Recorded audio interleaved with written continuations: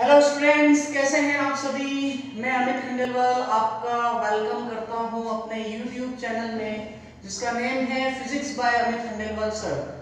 Students, आज का lecture start करने से पहले जो बच्चे फर्स्ट टाइम इस लेक्चर को देख रहे हैं वो मेरे यूट्यूब चैनल को सब्सक्राइब कर लीजिए, पास वाला बेल आइकन को प्रेस कर दीजिए।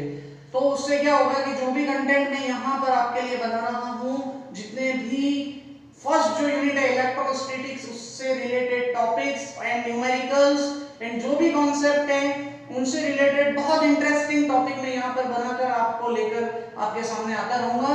तो आपको वो कंटेंट कंटिन्यू मिलता रहे इसलिए आप चैनल को सब्सक्राइब कर लीजिए और सारे वीडियोस को सीरीज में देखते रहिए, तो आपको सारी चीजें वन बाय वन क्लियर होती जाएगी।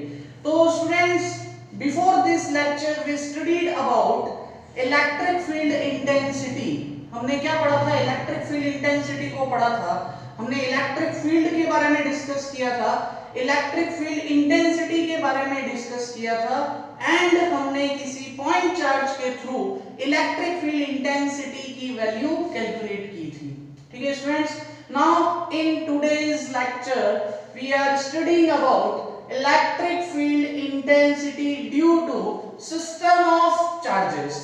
System of charges means multiple charges के थ्रू किसी सिंगल पॉइंट पे हमको इलेक्ट्रिक फील्ड इंटेंसिटी की वैल्यू कैलकुलेट करनी है। एक तो वैल्यू कैलकुलेट करनी है, हम वो वैल्यू फॉर्मूला यहाँ पर देखेंगे, डेराइव करेंगे उसको। उसके अलावा हम किसी चार्ज के थ्रू जनरेट होने वाली इलेक्ट्रिक फील्ड लाइंस के बारे में इसी के नेक्स्ट टॉपिक में पढ़ेंगे। दोनों लिंक्ड इंटरलिंक्ड टॉपिक से, electric field and electric field lines. Clear? तो टॉपिक में स्टार्ट करता हूं। सबसे पहले हमने जो electric field intensity last class में स्टडी किया था, ये उसी से लिंक करता हुआ टॉपिक है, electric field intensity due to system of charges. यहां मान लीजिए ये 3D कार्टेशियन सिस्टम है, 3D ज्योमेट्री है। यहां पर between x, y and z in 3D system n number of charges है जिनकी पोजीशन अगर हम ओरिजिन से देखें तो जो फर्स्ट चार्ज है उसका मैग्नीट्यूड है q1 और q1 मैग्नीट्यूड का ये जो चार्ज है इसको शो करने वाला जो पोजीशन वेक्टर है, इसकी पोजीशन को शो करने वाला जो पोजीशन वेक्टर है फ्रॉम ओरिजिन, उसकी जो वैल्यू है वो क्या है? r1 is called its position vector. Similarly another charge है, मान लीजिए q2 और फ्रॉम ओरिजिन इसकी पोजीशन को शो करने वाला जो वेक्टर है उसको हमने शो किया वेक्टर r2 से, it is position vector for charge q2। Similarly q3 charge के लिए जो पोजीशन वेक्टर है उसकी वैल्यू क्या होगा? r3। और मान लीजिए यहां कोई qn चार्ज है, इस qn चार्ज की पोजीशन को शो करने वाला जो वेक्टर है वो पोजीशन वेक्टर क्या है? Vector rn। अब यहां हम इमेजिन करते हैं कोई पॉइंट है O। इस O पॉइंट पर q1, q2, q3 and qn n number of charges के थ्रू हमको net electric field intensity calculate करनी है। तो वो कैसे कैलकुलेट करेंगे?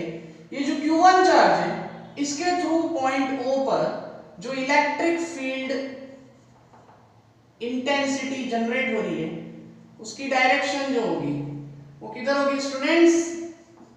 आउटवर्ड होगी। ये सब क्या है? पॉजिटिव चार्ज है। और आपने पढ़ा है लास्ट लेक्चर में कि पॉजिटिव चार्ज के थ्रू जो इलेक्ट्रिक फील्ड इंटेंसिटी जनरेट हो रही है उसकी डायरेक्शन होती है आउटवर्ड। सिमिलरली जो q2 चार्ज है इसके थ्रू पॉइंट O पर जो इलेक्ट्रिक फील्ड जनरेट हो रहा है उस इलेक्ट्रिक फील्ड इंटेंसिटी की जो डायरेक्शन होगी E2 वो भी कैसे होगी? आउटवर्ड होगी। Clear students? फ्रॉम Q3 अगर हम Q3 से देखें तो क्या होगा बच्चों? यहां से पॉइंट O पर जो इलेक्ट्रिक फील्ड इंटेंसिटी की डायरेक्शन होगी E3, वो भी किधर होगी? बाहर की ओर। And last one is Qn। इसके थ्रू जो इलेक्ट्रिक फील्ड इंटेंसिटी की डायरेक्शन होगी पॉइंट ओ पर, वो भी कैसे होगी बच्चों, ये भी होगी बाहर की तरफ यानी आउटवर्ड डायरेक्शन में। क्लियर? देखो मैंने यहां E1, E2, E3 and En, Q1, Q2, Q3, Qn charges के थ्रू जो जनरेट होने वाली इलेक्ट्रिक फील्ड इंटेंसिटी है, उन इलेक्ट्रिक फील्ड इंटेंसिटी की हमने डायरेक्शन देखी, vector E1, vector E2, vector E3 and vector En। Now students, यहां पर आपको पॉइंट O पे नेट इलेक्ट्रिक फील्ड इंटेंसिटी की वैल्यू फाइंड करनी है। यहां आपको पॉइंट O पर Q1 टू Qn जो n नंबर ऑफ चार्जेस है, यानी ये जो सिस्टम ऑफ n चार्जेस है, इसके थ्रू पॉइंट O पे नेट इलेक्ट्रिक फील्ड इंटेंसिटी की वैल्यू आपको कैलकुलेट करनी है। You have to calculate net electric field intensity at point O due to charges Q1, Q2, Q3 and Qn। Clear? तो ये जो वैल्यू होगी ये हम कैसे कैलकुलेट करते हैं? The net electric field intensity at O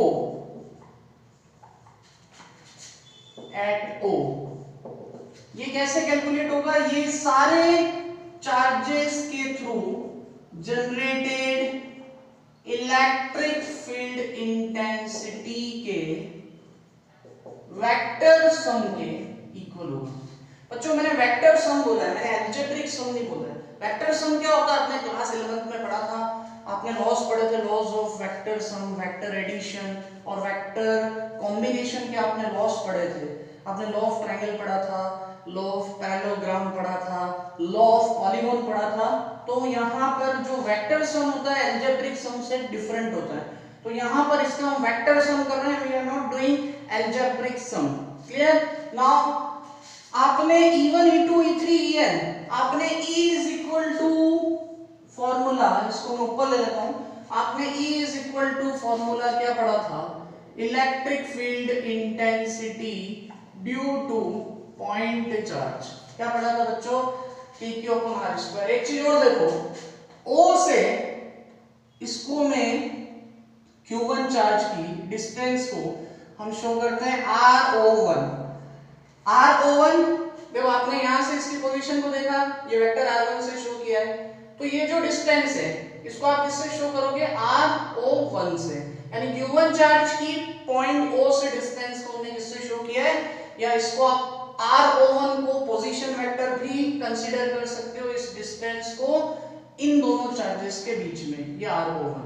similarly यहां पर इसको आप क्या कंसीडर करोगे? R02। सिमिलरली यहां क्या कंसीडर करोगे? RO3। एंड सिमिलरली यहां क्या कंसीडर करोगे? RON। क्लियर?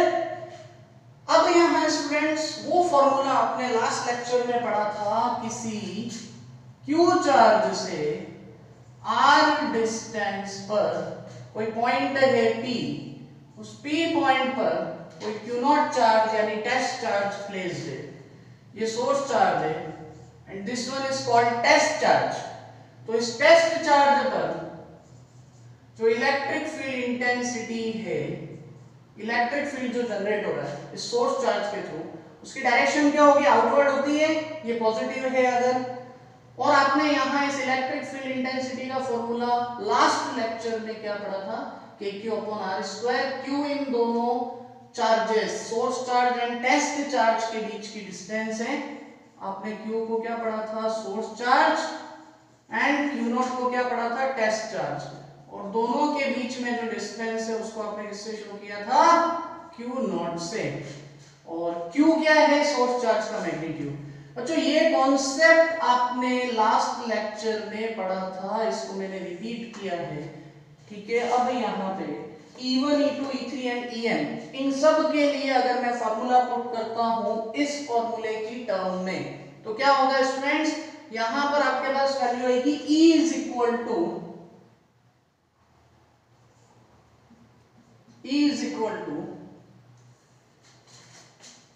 इसको हम ऊपर से लेते हैं, E इज इक्वल टू क्या होगा? E1 क्या होगा KQ1 और यहां से यहां तक की ये जो डिस्टेंस है उसको आपने क्या पुट किया है RO1। आप क्या पुट करेंगे KQ1 अपॉन RO1 का स्क्वायर। क्लियर। यहां इसका वेक्टर फॉर्म में जो पोजीशन वेक्टर है उसका यूनिट वेक्टर भी आता है, उसको आप क्या पुट करेंगे RO1 cap. Similarly KQ2 for E2 क्या होगा KQ2 अपॉन वेक्टर RO2 और यहां क्या लगेगा RO2 कैप। इसके आगे की टर्म में यहां लिख रहा हूं बच्चों। और N चार्ज के लिए क्या होगा KQN nth चार्ज के लिए, इस n चार्ज के लिए क्या होगा KQN अपॉन RON स्क्वायर और यहां क्या लगेगा RON कैप। क्लियर। अब बच्चों K की जो वैल्यू होती है उसको आप क्या बोलते हो, क्या पढ़ा है आपने कूलम्ब्स लॉ में पढ़ा है K की वैल्यू को, जिसको आपने कूलम्ब कांस्टेंट और dielectric constant of medium air और वैक्यूम के केस में एयर और वैक्यूम पढ़ा था, कूलम्ब कांस्टेंट बोलते हैं इसको। क्या वैल्यू पढ़ी थी आपने 1/4 पाई एप्सिलॉन नॉट। यहां से क्या बचता है Q1 upon RO1 square RO1 cap plus 1/4 pi epsilon not Q2 upon RO2 square RO2 cap and similarly 1/4 pi epsilon naught Qn upon RON square RON cap। ये पढ़ा आपने। अब बच्चों यहाँ पर हमको कुछ कॉमन टर्म दिख रही है, इसमें सब में कॉमन टर्म आपको दिख रहा है। क्या है कॉमन टर्म यहाँ, इसमें से आप 1/4 पाई एप्सिलॉन नॉट को क्या कर सकते हैं कॉमन ले सकते हैं। यहां पर वैल्यू आपके पास क्या बचेगी Q1। अच्छा इसको आप क्या करते हो A कैप को यूनिट वेक्टर का अपने फॉर्मूला A कैप, यहां A कैप की जगह क्या है RO1 कैप। चलो मैं इसको R कैप से शो कर दूं। R cap is equal to क्या होगा vector R upon mode of R cap is equal to vector R upon mode of R। तो इस कॉन्सेप्ट से हम इस फॉर्मूले को क्या कर सकते हैं चेंज कर सकते हैं। क्या होगा बच्चों Q1 यहां क्या होगा वेक्टर RO1 अपॉन यहां क्या होगा मोड RO1 क्यूब। इस कॉन्सेप्ट से मैंने R कैप को RO1 कैप को क्या पुट किया vector R upon mode R। तो अपॉन में ये स्क्वायर पहले से एक और आ जाएगा RO1, ये क्या हो जाएगा क्यूब हो जाएगा, यहां बचेगा वेक्टर RO1। क्लियर है। इस फॉर्मूले से मैंने इस स्टेप में यहां पर चेंज किया है और वो चेंज क्या किया इसको मैंने इस तरीके से लिखा है और अपॉन में क्यूब कर दिया है। ठीक है। अब आगे इसी इक्वेशन को कंटिन्यू करते हैं। ये बाहर आया, आपके पास रिमेनिंग टर्म क्या है Q2, यहां क्या बचेगा वेक्टर RO2 और अपन क्या बचेगा RO2 vector modulus RO2 cube. Similarly nth vector के लिए क्या होगा students Qn vector RON upon mode of RON cube. Clear. अब ये जो आपके पास फॉर्मूला बचा है, अब इसको आप मान लीजिए कि बहुत ज्यादा चार्जेस है, मान लीजिए कि यहाँ पर 20 चार्जेस का सिस्टम है, तो आप 20 टाइम्स बार बार नहीं लिखेंगे इस इक्वेशन को। इसको शॉर्ट में करने के लिए हम थोड़ा सा चेंज कर सकते हैं। कैसे कर सकते हैं E इज इक्वल टू क्या होगा 1/4 पाई एप्सिलॉन नॉट। सिग्मा का साइन हम पुट करते हैं। सिग्मा का मीनिंग क्या होता है सम, समीशन, एक ग्रीक वर्ड है सिग्मा, मैथमेटिक्स में भी आपने पढ़ा है। तो सिग्मा जो है यहां आप चार्ज की वैल्यू को ले लीजिए QI, यहां ले लीजिए मॉड्यूलस ऑफ ROI क्यूब और यहां ले लीजिए वेक्टर ROI। अब I क्या है, यहाँ I एक कांस्टेंट टर्म है जिसकी वैल्यू चेंज हो रही है from unit value to n value. Unit value to n value आप 1 पुट करेंगे तो यहाँ Q1 RO1 क्यूब RO करेंगे तो ये स्टेप आएगी, 3 पुट करेंगे तो उससे नेक्स्ट स्टेप आएगी, n पुट करेंगे तो nth स्टेप आ जाएगी।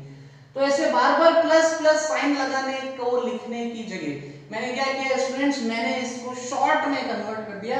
ऐसे भी लिख सकते हो, और अगर शॉर्ट में कन्वर्ट करना है तो आप 1/4 पाई एप्सिलॉन नॉट को क्या पुट कर सकते हैं के, यहां आप समीशन का साइन लगाइए, i = 1 to n।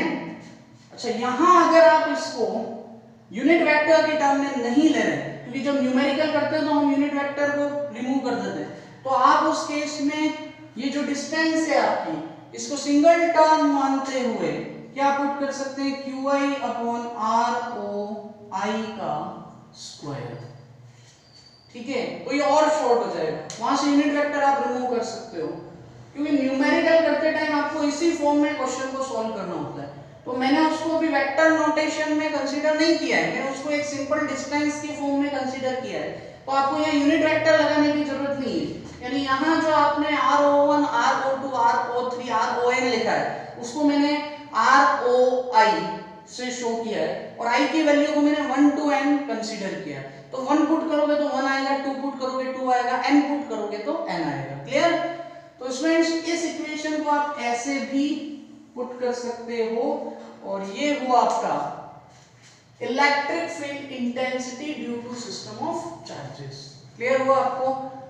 ये हम न्यूमेरिकल का टॉपिक है, ये टॉपिक कोई नहीं पूछता है आपसे, लेकिन ये जो फॉर्मूला है ये न्यूमेरिकल्स में यूज होगा। न्यूमेरिकल कूलॉम्स लॉ के बाद सबसे ज्यादा वैरायटी ऑफ क्वेश्चंस जो बनते हैं वो इसी फॉर्मूले पे बनते हैं। आपको याद रखना है, एक सिस्टम के थ्रू ये फॉर्मूला, और अगर सिंगल पॉइंट चार्ज है तो उसके थ्रू फॉर्मूला क्या होगा, kq/r²। Clear students? Now I am moving towards next topic. बहुत इंटरेस्टिंग टॉपिक है, और उसको हम देखेंगे, उसमें छोटे छोटे कॉन्सेप्ट है, अच्छे कॉन्सेप्ट है, उसको देखने में आपको समझने में बहुत अच्छा लगेगा, मजा आएगा।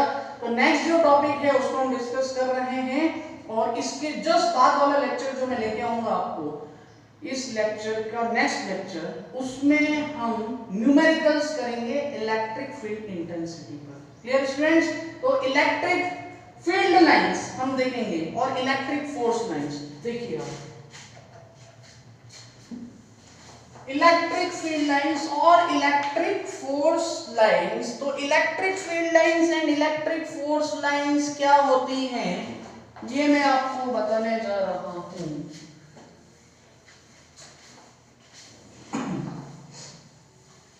बच्चों, टॉपिक्स आपको सीरीज में स्टडी करने हैं, जो लेक्चर्स मैंने जितने भी पोस्ट किए हैं, पार्ट 1, 2, 3, 4, जितने भी पार्ट सभी हुए हैं, जैसे टोटल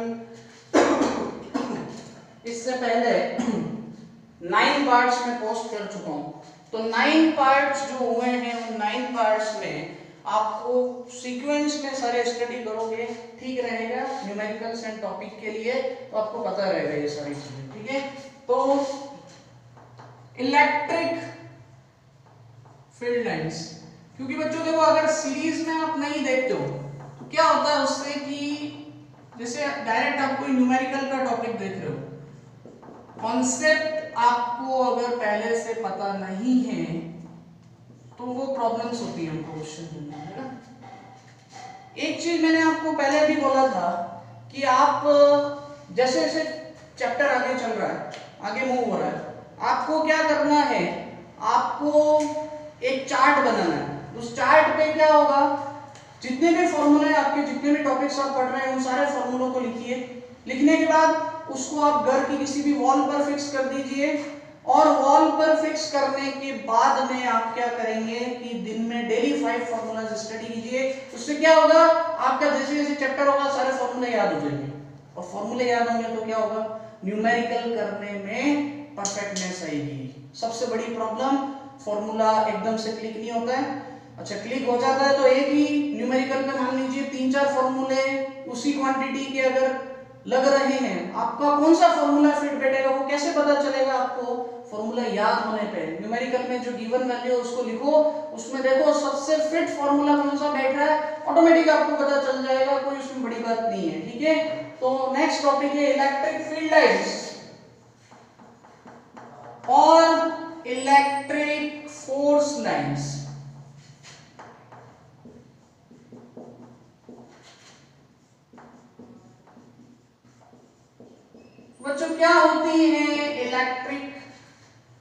फील्ड लाइंस और electric force lines. What about electric field lines और इलेक्ट्रिक फोर्स लाइंस? ऐसे बोलो या ऐसे बोलो, सेम टर्म है, कोई डिफरेंट टॉपिक नहीं है। ओके, तो देखो ये थोड़ा थ्योरेटिकल टॉपिक है, लेकिन इसको हम डायग्राम्स बनाते हुए समझेंगे, लेकिन इंटरेस्टिंग टॉपिक है। क्वेश्चन कभी भी बन जाता है, इजी है लेकिन क्वेश्चन बन जाता है, right 4 properties of electric field lines. या आपको इलेक्ट्रिक फील्ड लाइंस बनाने के लिए शो कर दिया जाए कि इलेक्ट्रिक फील्ड लाइंस यहाँ पर चार्ज अलग अलग कंडीशन में दे रखे हैं, तो वहां कैसे इलेक्ट्रिक फील्ड लाइंस बनेंगी, उस पे भी क्वेश्चन बनता है। कैसे बनता है वो सब हम समझेंगे। क्लियर? देखिए, what are electric field lines? मैं आपको डेफिनेशन लिख देता हूं, याद रहेगा। The imaginary lines, the imaginary lines which show direction of electric field. The imaginary lines which show direction of electric field is called electric field lines. ऐसी imaginary lines जो electric field की direction को show करती है उसको क्या कहते हैं? उसको कहते हैं इलेक्ट्रिक फील्ड लाइंस। अब इसको, इस लाइन का क्या मीनिंग है, इसको हम अलग अलग तरीके से समझेंगे, ठीक है। और ये इमेजिनरी लाइंस क्यों लिखा मैंने वो भी हम देखते हैं।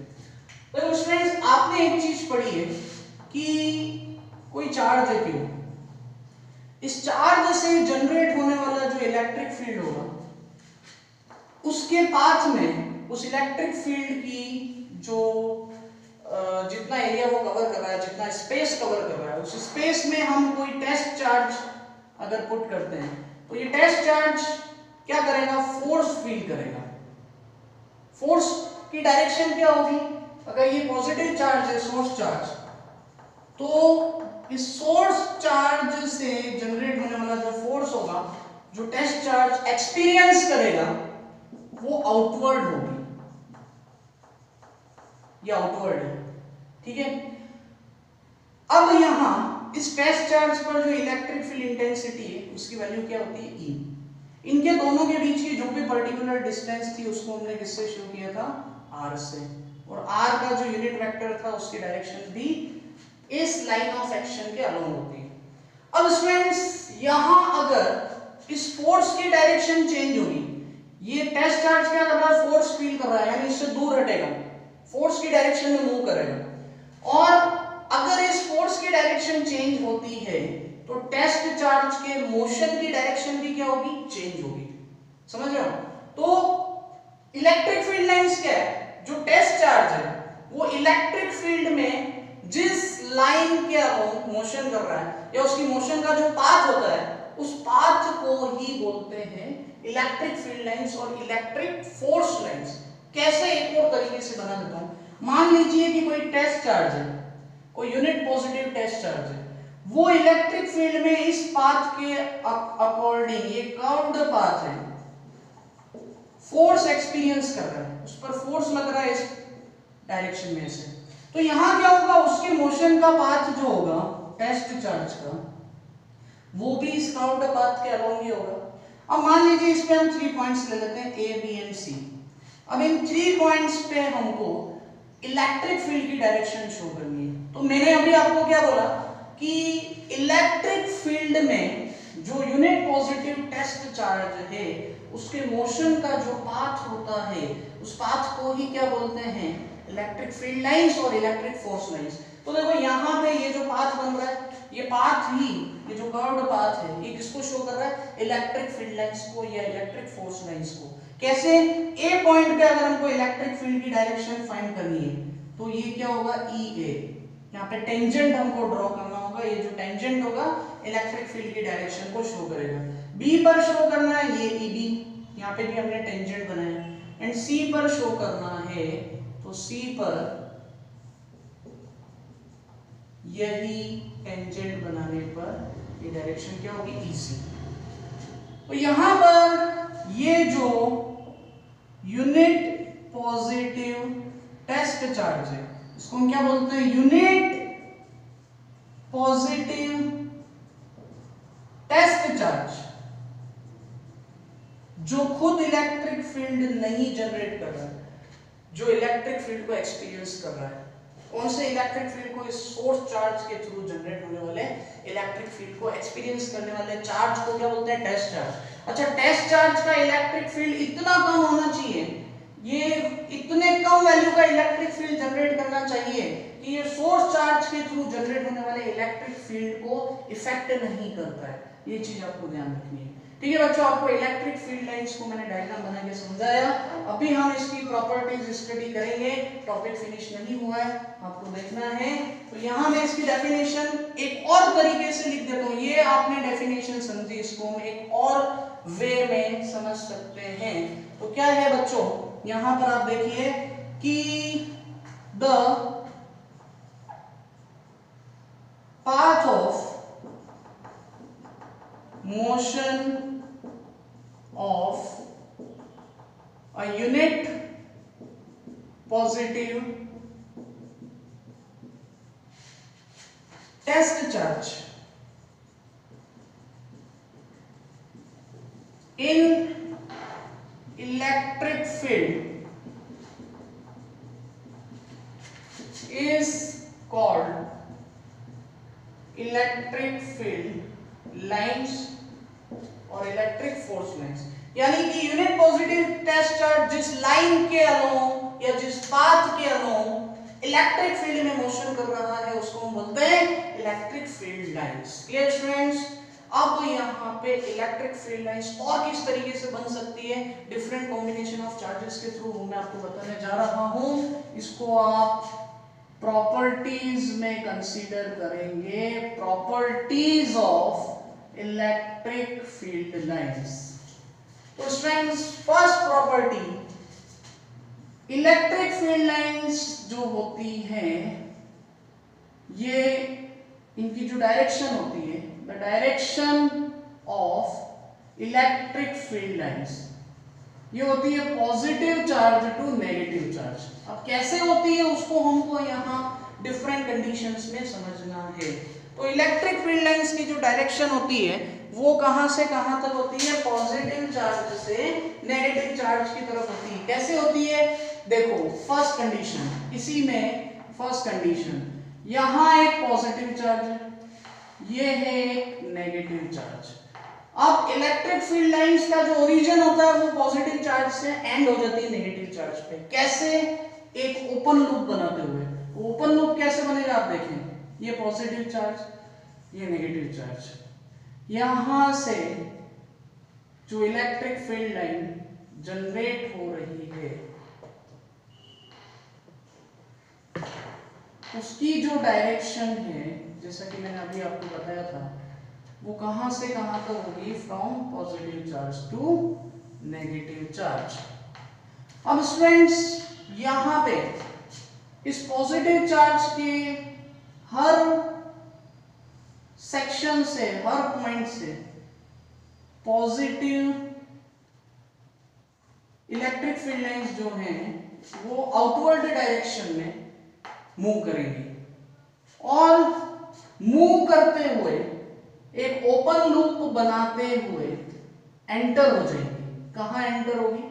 नेगेटिव चार्ज में, इस टाइप से। तो आप देख रहे हैं कि इसकी डायरेक्शन कहां से कहां तक है? Positive charge to negative charge. ठीक है स्टूडेंट्स, ये है जो फर्स्ट डायग्राम में समझा, for two same magnitude and opposite polarity charges, opposite polarity charges। Clear students? Now B point में आप देखिए कि यहां पर अगर हम किसी पॉजिटिव चार्ज के थ्रू एंड किसी नेगेटिव चार्ज के थ्रू देखें, for a positive and negative charge, यानी इंडिविजुअल लेवल पे देखें इलेक्ट्रिक फील्ड लाइंस बनने का पैटर्न। तो मैंने आपको क्या बताया? पॉजिटिव चार्ज से आउटवर्ड होती है उसकी डायरेक्शन, आउटवर्ड कैसे होगी स्टूडेंट्स, यहां पर जो पॉजिटिव चार्ज है उससे हम इलेक्ट्रिक फील्ड लाइंस की डायरेक्शन आउटवर्ड कंसीडर करेंगे, नेगेटिव चार्ज में इनवर्ट कंसीडर करेंगे। कैसे होगा देखिए, ये पॉजिटिव चार्ज, अब इसके हर डायरेक्शन में इसके थ्रू क्या होगा, electric field lines outward direction में मूव करेगी लाइक दिस।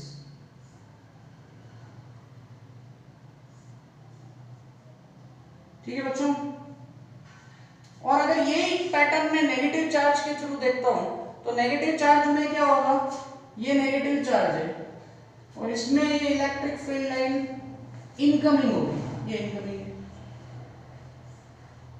Like this.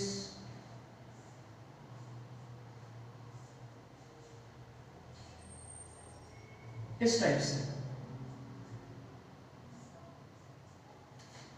ठीक है बच्चों, ये इंडिविजुअल लेवल पे मैंने आपको बताया। B, आप एक काम करो, इसको मान लो B पॉजिटिव के लिए और इसको मान लो C for a positive and negative charge, ये C वाला है। ठीक है बच्चों, ये B है एंड ये वाला C, A B C। अब आपने देखा कि two same magnitude but opposite polarity के चार्जेस के थ्रू देखा, ये प्लस Q चार्ज है और ये क्या माइनस Q। ये दोनों सेम वैल्यू के हैं लेकिन इनकी पोलैरिटी अपोजिट है, first positive second negative. Individual charge के थ्रू देखा, ओनली पॉजिटिव चार्ज से आउटवर्ड है, ओनली नेगेटिव चार्ज में इनवर्ड है। अब अगर मैं दो सेम वैल्यू और same polarity, same magnitude and same polarity के चार्जेस के थ्रू यहां अगर पैटर्न ड्रॉ करता हूं इलेक्ट्रिक फील्ड लाइंस का, ठीक है, आपको दिख रहा होगा यहां पे मैंने एडजस्ट कर रखा है उसको। तो थर्ड केस में ये मान लीजिए आपके पास पॉजिटिव चार्ज है और ये भी पॉजिटिव चार्ज है, बोथ आर पॉजिटिव चार्ज। क्या होगा, यहां जो इलेक्ट्रिक फील्ड लाइंस जनरेट होंगी उनकी डायरेक्शन, ये पॉजिटिव पॉजिटिव चार्जेस में क्या लगता है, रिपल्शन फोर्स, आपने पढ़ा है। तो यहां इलेक्ट्रिक फील्ड लाइंस उस तरफ नहीं जाएंगी, ये इसको रिपेल करेगा। रिपेल करेगा तो इसका स्ट्रक्चर कैसा बनेगा बच्चों, वो देखना आपको, समझना है यहाँ पे। ये स्ट्रक्चर ये वहां तक पहुंच ही नहीं पाएगी, ये रिपेल हो रही है यहां से।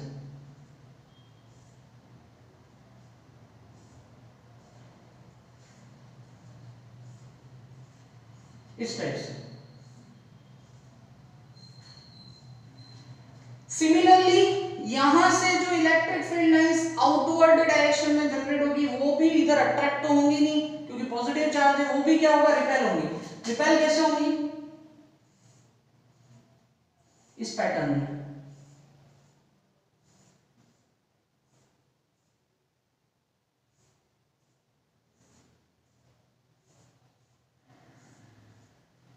अच्छा, ये जो आपने डायग्राम बनाया, इस डायग्राम में इन दोनों चार्जेस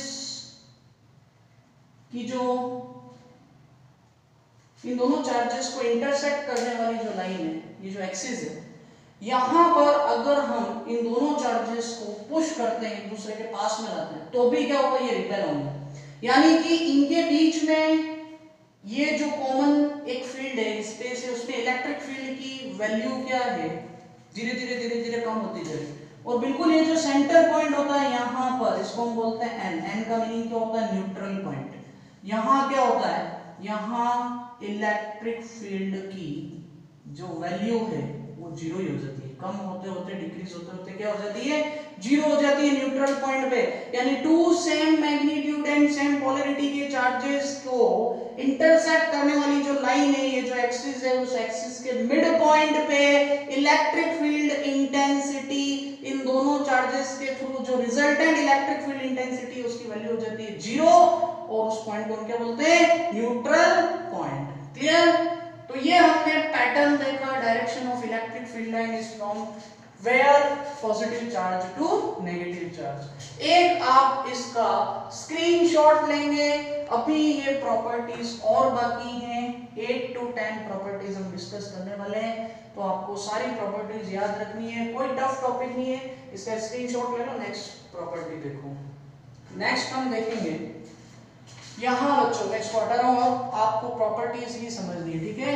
तो कंटिन्यूटी में आप समझो, सेकेंड जो पॉइंट यहाँ हमें डिस्कस करना है उसको हम बोलते हैं इलेक्ट्रिक फील्ड लाइंस जो होती हैं क्या बनाती है, ओपन लूप बनाती है।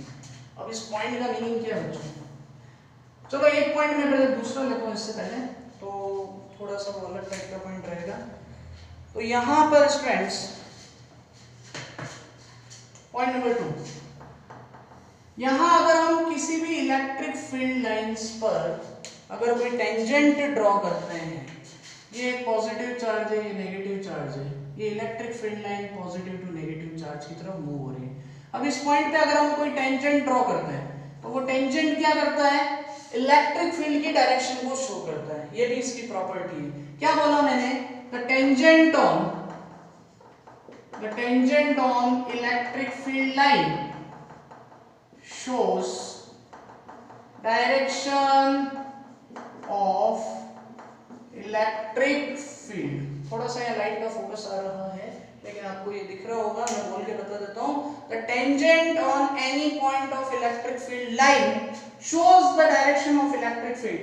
इलेक्ट्रिक फील्ड लाइन के किसी भी पॉइंट पे अगर हम कोई टेंजेंट ड्रॉ करें तो वो टेंजेंट किसको शो करता है, इलेक्ट्रिक फील्ड की डायरेक्शन को शो करता है। ये इलेक्ट्रिक फील्ड की डायरेक्शन को शो कर रहा है। Point number 3, 2 or more electric field lines never intersect each other। more than one electric field line होते ही वो कभी भी एक दूसरे को काटती नहीं है। ये डायग्राम्स देखिए, एक भी इलेक्ट्रिक फील्ड लाइन कहीं भी एक दूसरे को कट नहीं कर रही है, टच नहीं कर रही है, ना तो कट करती है यानी इंटरसेक्ट नहीं करती है, ना ही टच करती है। अगर कहीं पे ऐसा हुआ कि कोई इलेक्ट्रिक फील्ड लाइन किसी दूसरी इलेक्ट्रिक फील्ड लाइन को कट कर रही है यानी इंटरसेक्ट कर रही है, तो उस पॉइंट पे 2 डायरेक्शंस ऑफ इलेक्ट्रिक फील्ड होती हैं जो प्रैक्टिकली पॉसिबल नहीं है। कैसे, ये देखिए, ये फर्स्ट इलेक्ट्रिक फील्ड लाइन और ये सेकंड इलेक्ट्रिक फील्ड लाइन, ये क्या कर रही है, एक दूसरे को इंटरसेक्ट कर रही है इस पॉइंट पे। तो यहाँ पर एक इलेक्ट्रिक फील्ड की डायरेक्शन हमने टेंजेंट बनाया like this, forward x axis के अलोंग है, और सेकंड इलेक्ट्रिक फील्ड की डायरेक्शन हम टेंजेंट बनाते हैं तो किधर होगी, वाई एक्सिस के अलोंग। तो इलेक्ट्रिक फील्ड की जो डायरेक्शन है यहाँ कितनी हुई, 2 डायरेक्शन। और ऐसा तो होता नहीं इलेक्ट्रिक फील्ड की डायरेक्शन अलग अलग होगी, अलग अलग डायरेक्शन में अलग अलग होती है, ऐसा तो होता नहीं, एक ही डायरेक्शन होती है। तो यहाँ पर क्या बोला मैंने, 2 or more electric field lines never intersect each other, never intersect each other। कोई भी इलेक्ट्रिक फील्ड लाइन एक दूसरे को, more than one electric field line एक दूसरे को इंटरसेक्ट नहीं करती है, ठीक है, ऐसा कभी नहीं होता है, ये कंडीशन रॉन्ग है। नेवर इंटरसेक्ट ईच अदर, इसको मैं पूरा लिख देता हूं, because at intersection point there will be 2 directions of electric field, which is not possible। There will be 2 directions of electric field, which is not possible। ठीक है students, clear है? Point number 4, electric field lines make open loop. Electric field lines क्या बनाती हैं, open loop बनाती हैं। अभी open loop क्या है, जो भी electric field line positive charge से जनरेट हो रही है, एक तो इनके बीच में रिपल्शन फोर्स लगता है, सेकेंड हर इलेक्ट्रिक फील्ड लाइन जो किसी चार्ज से जनरेट हो रही है वो अगेन उसी चार्ज पे आके नहीं मिलती है, ये किसी सेकंड चार्ज पे जाके फिनिश होती है, यानी पॉजिटिव चार्ज से स्टार्ट होके नेगेटिव चार्ज में फिनिश होती है, यानी सेम चार्ज से स्टार्ट होके सेम चार्ज पर फिनिश नहीं होती है। इस पॉइंट का मतलब ये है, समझ में आ रही है बात आपको? Electric field lines make open loop, it do not make close loop. Close loop कौन बनाती है, मैग्नेटिक फील्ड लाइन। अब मैग्नेटिक फील्ड लाइन हम यहाँ नहीं पढ़ रहे हैं, वो हम पढ़ेंगे मैग्नेटिज्म में, नेक्स्ट यूनिट जो आएगी इसके बाद से बाद वाली यूनिट 3 में, और वहां पर मैग्नेटिज्म में एक मैग्नेट में मैग्नेटिक फील्ड लाइन कैसे बनती है वो हम पढ़ेंगे।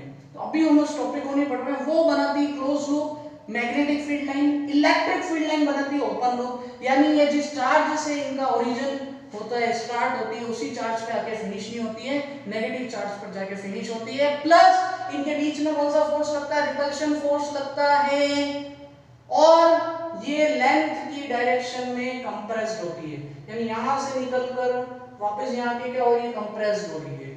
तो इन सब चीजों का मतलब है ये कौन सा लूप बनाती है? ओपन लूप बनाती है। ये पॉइंट भी आपको ध्यान रखना है।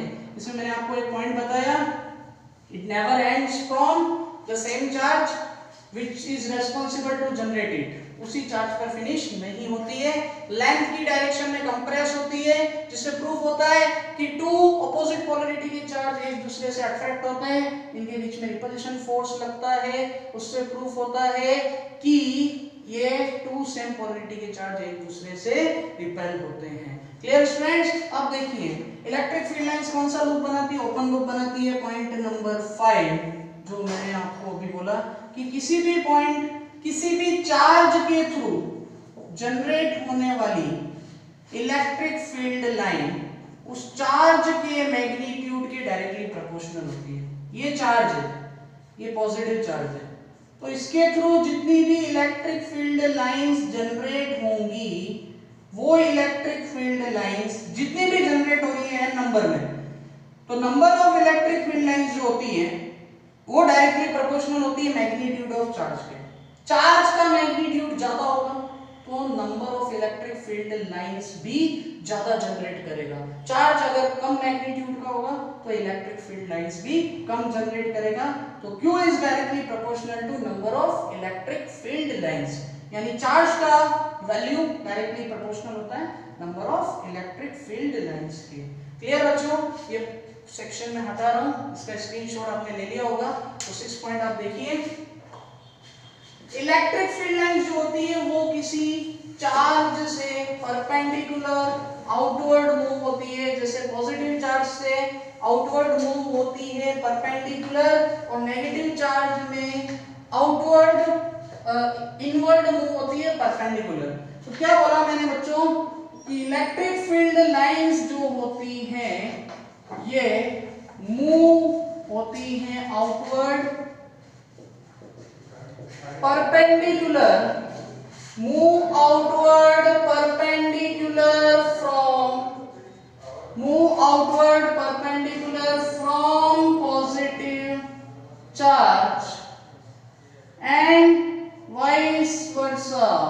यानी कि इसी की अपोजिट कंडीशन नेगेटिव चार्ज के लिए, नेगेटिव चार्ज में परपेंडिकुलर इनवर्ड डायरेक्शन इसकी होती है, यानी जो एंगल बनाते हुए निकलती है पॉजिटिव चार्ज से, और नेगेटिव चार्ज में जो एंगल बनाते हुए एंटर होती है, वो एंगल ऑलवेज क्या होता है स्टूडेंट्स? 90 डिग्री का एंगल होता है। ठीक है बच्चों, आपको क्लियर हुआ ये पॉइंट? तो हर पॉइंट पे 90 डिग्री का एंगल बनाते हुए आउटवर्ड मूव होती है पॉजिटिव चार्ज से, और नेगेटिव चार्ज में 90 डिग्री का एंगल बनाते हुए इनवर्ड मूव होती है, यानी इनकमिंग डायरेक्शन हो जाती है 90 डिग्री पे। ठीक है बच्चों, ये क्लियर हुआ आपको? अब यहां पर नेक्स्ट पॉइंट क्या होता है स्टूडेंट्स? इलेक्ट्रिक फील्ड लाइंस जो होती है, इलेक्ट्रिक फील्ड लाइंस आपस में एक दूसरे को रिपेल करती है। रिपेल करती है यानी कि दूर हटती है। इससे प्रूफ होता है जैसे इलेक्ट्रिक फील्ड लाइंस कहीं से पास हो रही है, तो इनके बीच में जो फोर्स लगता है वो कौन सा फोर्स होता है? रिपल्शन फोर्स होता है। और रिपल्शन फोर्स होता है तो उससे प्रूफ होता है कि टू सेम पोलैरिटी के चार्जेस एक दूसरे से क्या होते हैं? दूर हटते हैं, रिपेल होते हैं। अब दो पॉजिटिव चार्ज की बात करें या दो नेगेटिव चार्ज की बात करें, ये क्या होंगे? एक दूसरे से दूर हटेंगे, क्योंकि इनका नेचर भी तो सेम है, लाइक इलेक्ट्रिक फील्ड लाइंस। तो इलेक्ट्रिक फील्ड लाइन का नेचर सेम होता है, और इनके बीच में कौन सा फोर्स लगता है? रिपल्शन फोर्स, यानी एक दूसरे को रिपेल करती है। तो नेचर सेम होने के बावजूद रिपेल करती है। इससे प्रूफ होता है कि टू सेम पोलैरिटी चार्जेस भी एक दूसरे को रिपेल करते हैं। क्लियर? इजी पॉइंट है।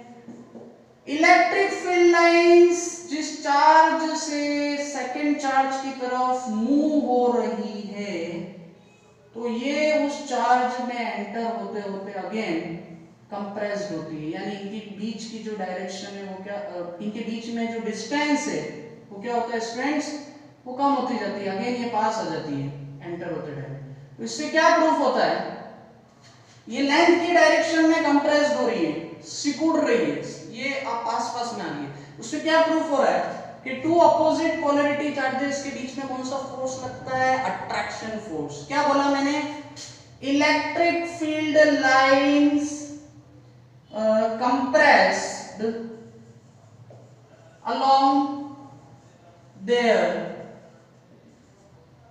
length, ये अपनी लेंथ के अलोंग जैसे जैसे आगे बढ़ती है वैसे वैसे कंप्रेस्ड होती जाती है, सेकंड चार्ज की तरफ मूव होते होते हैं, यानी कि अट्रैक्ट होती जाती है। इससे प्रूफ हो रहा है कि एक पॉजिटिव चार्ज और एक नेगेटिव चार्ज एक दूसरे को अट्रैक्ट करते हैं। क्लियर हुआ आपको? इट प्रूव्स टू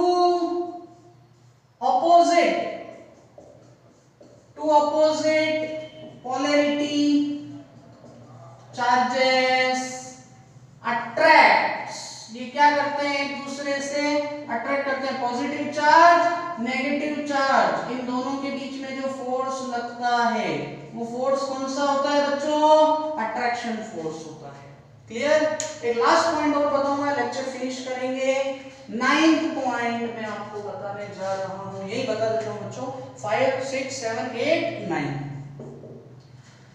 अगर किसी पॉइंट से या किसी सरफेस से पास होने वाली इलेक्ट्रिक फील्ड लाइंस के बीच की डिस्टेंस यूनिफॉर्म है, ये स्ट्रेट है, एक ही डायरेक्शन में मूव कर रही है, इनके बीच की डिस्टेंस यूनिफॉर्म है, तो इनके बीच में ये क्या है, एक तो स्ट्रेट है, पैरेलल है, सेम डायरेक्शन में मूव हो रही है, तो इनके बीच में इलेक्ट्रिक फील्ड का जो मैग्नीट्यूड होगा या इलेक्ट्रिक फील्ड इंटेंसिटी का जो मैग्नीट्यूड होगा वो इक्वल होगा हर पॉइंट पे, क्योंकि इनके बीच की डिस्टेंस सेम है, इक्वल डायरेक्शन में जा रही है, इक्वल डिस्टेंस कवर कर रही है, स्ट्रेट है, पैरेलल है, तो इनके बीच में हर पॉइंट पे इलेक्ट्रिक फील्ड की वैल्यू भी क्या होगी, सेम होगी, इक्वल होगी। क्लियर?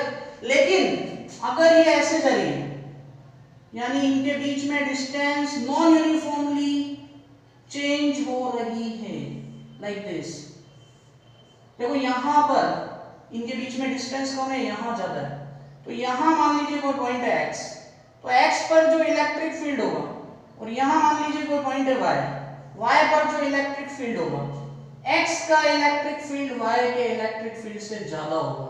ज्यादा क्यों होगा? क्योंकि यहाँ पास पास में, और पास पास में तो जो इलेक्ट्रिक फील्ड लाइंस की इंटेंसिटी है वो ज्यादा स्ट्रॉन्ग है, यहाँ दूर दूर हो चुकी है, इनके बीच में डिस्टेंस है तो इंटेंसिटी कम हो चुकी है, इसीलिए यहाँ इलेक्ट्रिक फील्ड ग्रेटर होगा एज कंपेयर टू y।